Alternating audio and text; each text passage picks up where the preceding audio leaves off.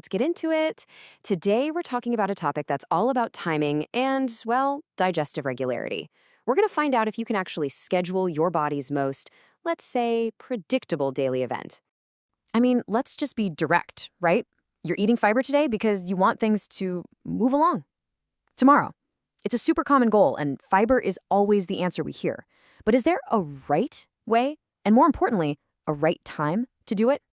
And that leads us to the big question, doesn't it? Can you really time this stuff? Is there some secret window where eating that bowl of oatmeal or a big salad guarantees, a successful morning? Well, that very idea of a perfect window brings us to our first major point, what we're calling the magic hour myth. Okay, let's just bust this myth right here and now. According to dietitian Molly Pelletier, while some people absolutely swear by their morning fiber routine, there's just no magic hour that's going to guarantee a perfect result the next day. So the idea that you can eat fiber at 8 p.m. for a precise 8 a.m. payoff, yeah, it's just not how our bodies work. So if timing isn't the silver bullet we thought it was, what is? Well, it turns out the real heroes of digestive health are these three things: consistency, hydration, and variety.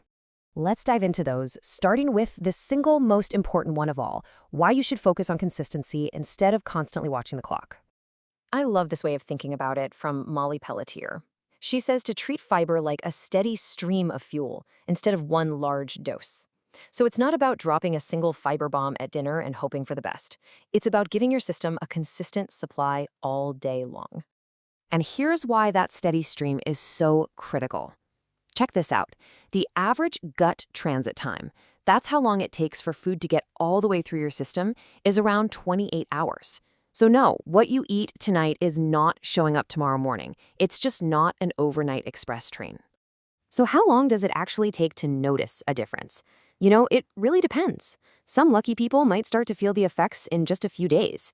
But if you're dealing with more chronic issues, or if you're starting from a really low fiber diet, it could honestly take several weeks to see that real, lasting improvement.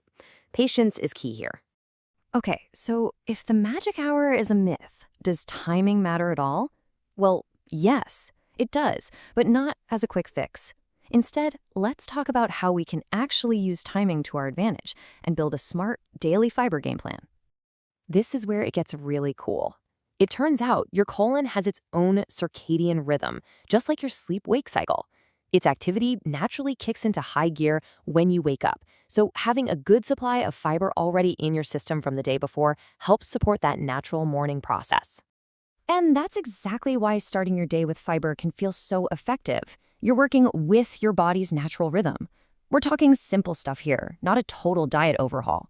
Just add some berries to your oatmeal, switch to whole grain toast, maybe throw some avocado on your eggs, or toss a spoonful of chia seeds into a smoothie. Easy. And what about the night before?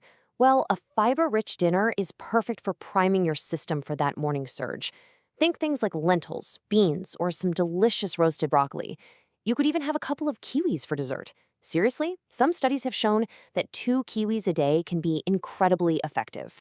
Now, to really level up your fiber game plan, you gotta know that not all fiber is created equal. So let's meet the dynamic duo of digestion, soluble versus insoluble fiber. First up is soluble fiber. This is the stuff in oats, beans, and apples. It dissolves in water and forms a kind of gel. Its main job? To soften things up. Then you've got insoluble fiber, which you find in whole grains and veggies. This kind doesn't dissolve. Its job is to add bulk and, well, get things moving smoothly. Dr. Carmen Fong puts it perfectly. She says, one helps soften stool while the other helps move things along. You really need both of them working together as a team to get the best results. So you're all fired up, ready to add more fiber to your diet. That is fantastic. But wait, before you dive in headfirst, we need to talk about a few common pitfalls that can actually make things worse instead of better. You've got to avoid these 3 big mistakes. First, don't go too fast. Ramping up your fiber intake all at once is a recipe for gas and bloating. Second, and this is a big one, you absolutely have to drink enough fluids. And third, don't forget to stay active. Getting your body moving helps stimulate your digestive system too.